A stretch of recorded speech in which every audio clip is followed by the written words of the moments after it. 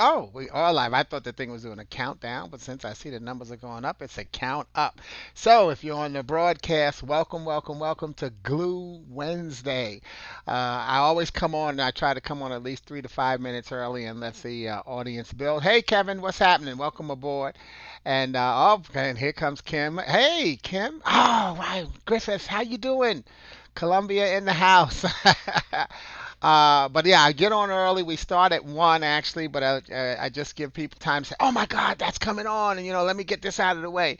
And so I'm happy to have them do that. The weather is rainy and misty here in Charlotte today, so there's a weather report that I never give.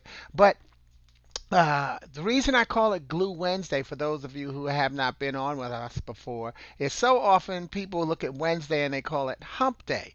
And I say, let's try to find ways to put a positive twist on everything. Not that there's anything wrong with the word hump, but Wednesday is actually the middle of a traditional 7-day week because not everybody's week is Monday to Friday. So even though they call it Hump Day, that's what that's based on.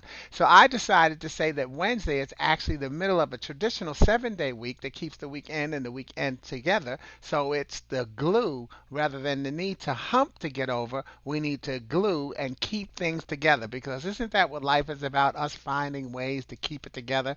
And then I take it a little further and make my acronym for glue GLUE. God's love undoes everything. Not that God's love tears things apart, but the fact that if there's something that's torn apart in your life, God's love will bring it back together for you. And so I'm always going to have a faith based message as well.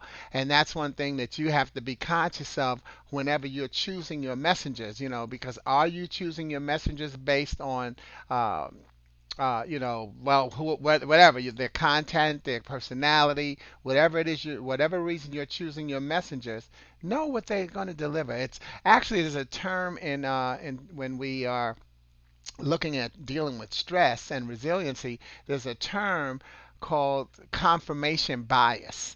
Now, confirmation bias is similar to where you want advice from someone, but you actually don't want advice as much as you want them to agree with you. So, a confirmation bias is where we do research or check with people who we know will say what we want to hear to support how we already feel or a decision that we are going to make as well. So that's the confirmation bias. And a lot of times what we need to do is beware of the confirmation bias. Sure, it's great for us to get support for our opinions, but sometimes you want to also make sure that you're looking to see, well, what it goes against what I'm saying, and which actually should make your point stronger, by the way, because once you see what's going against what you're saying, now you can say, well, I really don't believe in that, and I believe in what I'm saying even more, and here's that reason. See, so it's another way to take a possible negative and turn it into a positive, and recognize that what we want to do is confirm what we believe, confirm that we're listening to the messengers that have our best interest at heart, but more importantly, in that case, be the messenger that has your best interest at heart so that you can know to find your messengers and choose them carefully and recognize that you are carefully being chosen as someone's messenger as well. We've got less than a minute to start the actual broadcast, so that was just uh, that was my intro. That was the commercial break. All right, a paid political, non-political view. All right. Yesterday, by the way, and this is a good thing because it doesn't even matter what day you're looking at this broadcast. I did a post that said, "Post only positivity today." If you didn't make it, do it again. Do it. Give it a try tomorrow. So see if you can just post positive stuff. It's tough, but this day and age, we need positivity posts more so than ever. Sure, we need the news, but what we and awareness and support. But let's make sure that we're finding a way to give the positive twist to it and not arguing or not being angry, because arguing doesn't necessarily mean that there's an anger or conflict. The term argument just means giving your viewpoint and your side, and that's actually going to be a part of our message today in terms of something I posted earlier. So let's get started with today. Today I'm going to talk about rest, which I put up there in the description. And hey Sheila, which I happen to have an acronym for, but in my book Affirmations. But I said in the spirit of transparency, in the book I when I went to look at rest, hey Tony, I put rest. I have it in my book Affirmations as revive and awaken spiritual toughness. That's not REST, that's RAST. Now I have a friend whose last name is Rast, but hey Tammy, that's a shout out to you and from whenever you see the broadcast. But so today what I'm going to do is correct the spelling of rest from R-A-S-T to R-E-S-T. And what I've done is I'm going to use a different, I've chosen three words that begin with E that I think would go well in terms of describing how important it is to get some rest. But here's where it all started. I got an email from my good friend Nicole Williams in Columbia, South Carolina. This is what she said.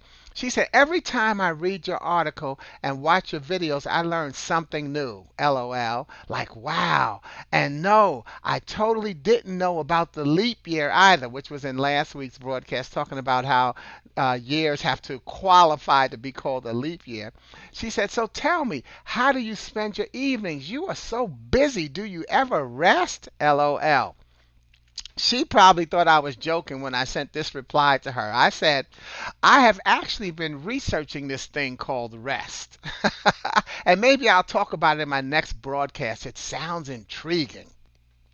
Meanwhile, and then I said to her, meanwhile, the goal is actually always to not be so busy with administrative stuff. I've got a goal to be averaging just 2 speaking engagements a month by this August when I turn 65. Then 1 a month by the time I get to 70.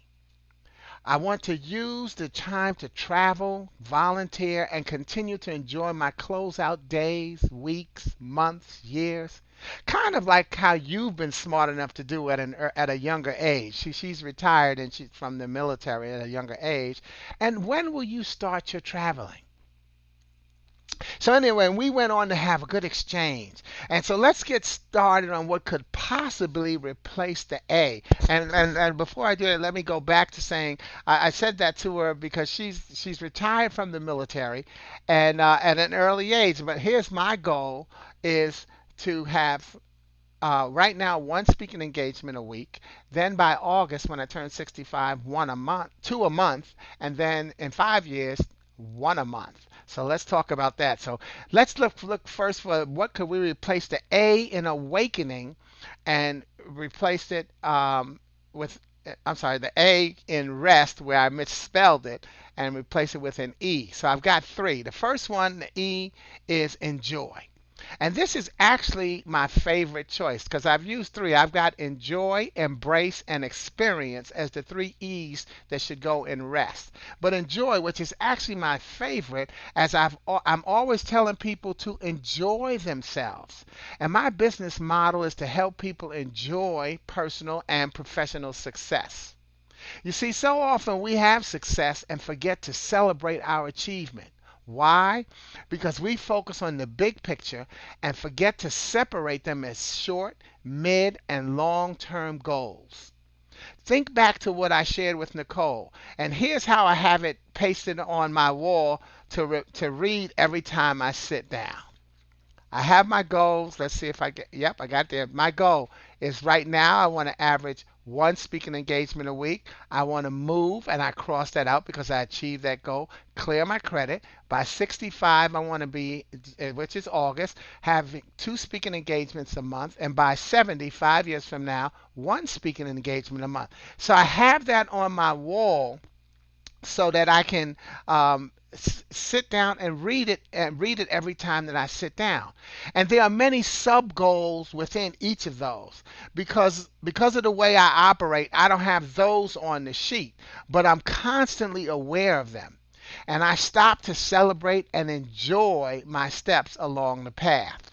And at the end of each day, what I do is I think about what I accomplished each day and I smile before I go to sleep, regardless of how I did. If I only got 2 things done, I celebrate 2. And there are times where it seems like I got nothing done in terms of my business. And I enjoy that this is a personal success day rather than a professional success day. Because I do not and I will not beat myself down. What are you using? You see, some people use a vision board. Now, I just met a young lady, Latifia Brown, who uses and has published a a vision journal. And I'll put her website in the thread. I think it's a good thing to look at. But that's what you have to decide. See, I've got it on my wall, my goals. And it's short, long, mid, and long term. And so that's what you have to do. That's why we don't enjoy ourselves enough. That's why we don't rest, because we don't stop to enjoy ourselves enough. So my second E is embrace. Because I do not beat myself down, I embrace how I've gotten stronger through my quarter century of entrepreneurship. I've been an entrepreneur 25 years now. January um, when did it? I'm sorry, 25 years. I started my entrepreneurship in 1994, actually, but I started my speaking business in 95. So it's 25 years. I've been an entrepreneur. Yet I also acknowledge that I had to be spiritually tough to begin the walk. And this is a sample of one of my favorite reminders to you, and that is to step back, take a look at your work, and trust your track record. When I told people in Chicago that I was, many asked if I had a job. I said no. They said, well, do you have family there? I said no. They said, do you have a place to stay? I said no. They said, do you have some woman that you're chasing? And I said no. They said, well, why are you moving? And I told them that, they said that there had to be a reason. And so I said, well, yes, there is. One is because I can, because I want to, because I can, and because it's time. And so what I used to do, there's another thing that I have hanging on my wall. These are the three things that I use to make my decision. Oops, let me do this. These are the three things, and I've added a fourth. I make my decisions because I want to, because I can, because it's time, and because I should. Now, it started out being just a two of three, and I've grown it into three of four. And just by adding that fourth, it has made it harder, because what you should do can be a powerful place to put yourself in. Yet even more of a reason to get your rest and pursue your goals. See, so whenever I have to make a choice or a decision, I say that they have to fulfill. Well, I used to say they have to fulfill two of those three things for me to make that move. They had to be either because I want to, because I can, and because it's time. And now I've added two of those three had to be in the mix for me to say, okay, I'm going to do it. And now I've upped my ante and made it the fourth things, and that is because I should. Whenever it's time for me to make a decision, and I keep that on my wall, and so I can read. I said, well, okay, well, is this something that I want to do? Well, do I have the resources? Is it something that I can do? And well, do I have the budget? Do I have the experience? Is it time? Is it time for me to do this where I am in my life, whether it's my life personally or professionally? And then, is it something that I should do? Because what are going to be the repercussions? What are going to be the consequences? When I do this, what's going to happen that's going to take me right back through that cycle of being something that I wanted to do, and that I could do it, and because it was time. Should is a very important thing. In fact, I have a good friend who I've heard him speak, and he said part of the problem that we find with people have is that we constantly find that people say, well, I should have done this, I should have done that, and regretting what they did not do. And he said, stop shoulding on yourself and do what you should and celebrate what you have done. So, so those are two of the things on my wall to keep me focused and making sure that I get the proper amount of rest by recognizing what are the things that I enjoy doing and what are the things that I embrace doing. And that takes me to my final E, which is experience. You see, like I said, like I asked Nicole in my email, I said to her, when are you going to start traveling? Now, not specifically aimed at her, but my message to everyone is that as you travel, you get the chance to see how other people live, and then you get the chance to understand why their concerns are the way they're concerned. I did a meme today, a post on my page today that talked about left, Left. Let's encourage free thinking. With the extended message being that sometimes we want to be right. We're so focused on being right when all we need to be is a positive contributor. See, you don't always have to be right, but are you contributing positively to a situation? That's something that you might want to do because we all have the right to be creative. And even sometimes when I'm speaking, I'll do what I call a game that I've created called Audience Challenge, where I tell people to respond to each word one at a time, and I'll say right, and a lot of people say left. I mean, a lot of people say wrong as if wrong is the opposite of right, and correct them and say opposite of right is left. And recognizing that we're all right and we have the right to our opinion, and that's why we have to look at left as let's encourage free thinking. Let's want someone else to give us their side of the story. If once you give me your side of the story, it gives me another way to look at it, a different viewpoint, and maybe that's a viewpoint that I would prefer, or maybe it's one that I can like or respect, and at least understand why we disagree. And now that takes us to that agree to disagree type of cliche. But if I don't know what you're thinking, then I can't take a stand. I can't take as strong a stand on my point as I'd like to, because now I might have to feel that my thinking may have holes in it. Okay, what Johnny? I like that. Let's encourage free thinking. Thank you, Pastor Johnny Worthy. And that's in fact, Johnny he's a pastor. Imagine if you are preaching, you're sharing your message. You can't decide everybody in my congregation must think the way I do.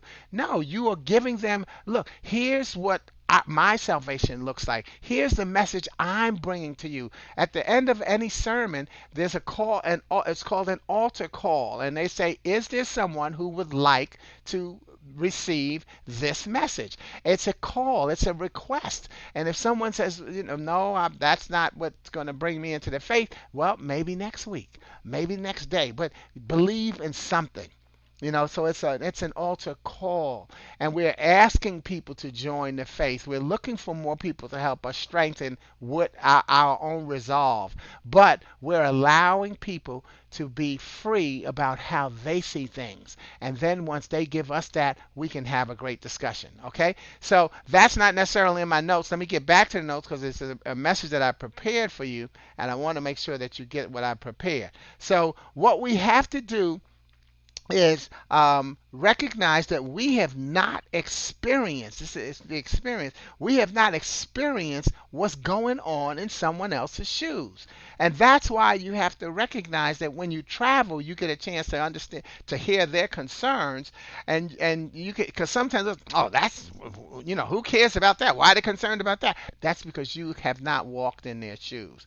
And the truth is, you cannot walk in their shoes. We have not walked in someone else's shoes. However, we are sitting in one another's row because each of us is going through something of our own. And we have to see through, the word through, as your self-fulfilling prophecy, and acknowledge that you're going to make it. See, so even when you say, oh, well, I'm going through something, that's a self-fulfilling prophecy. You're saying, you know what, I'm going through it.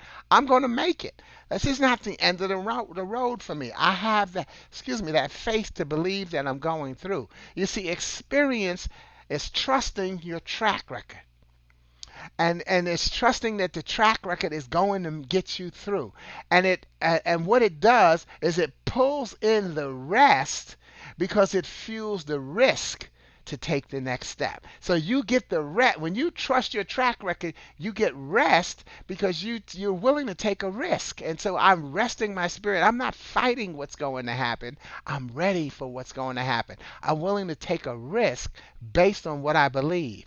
And no matter what word we choose in correcting the spelling of rest, whether we go R-E-S-T or R-A-S-T, we can still go back to where I misspelled it and take the A and give thanks for awakening, because we are awakening our faith in glue, GLUE. God's love undoes everything.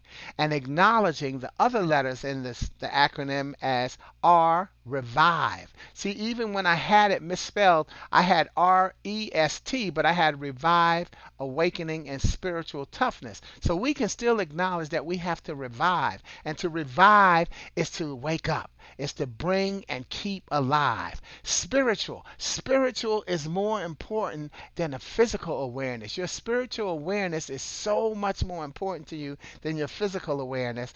And toughness. You are more resilient than you stop and give yourself credit for. But let's celebrate you if you're not.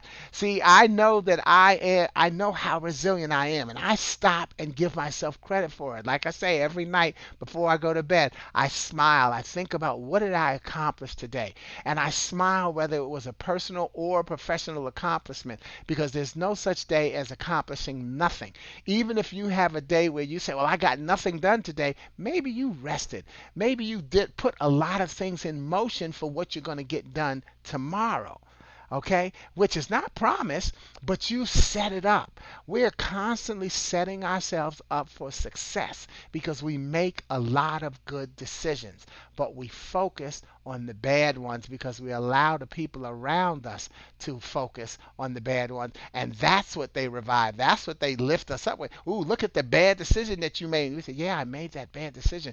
Oh, stupid me. And we beat ourselves up. Stop beating yourself up. Start lifting yourself up, okay? So take care of you so that you can take care of the ones you love.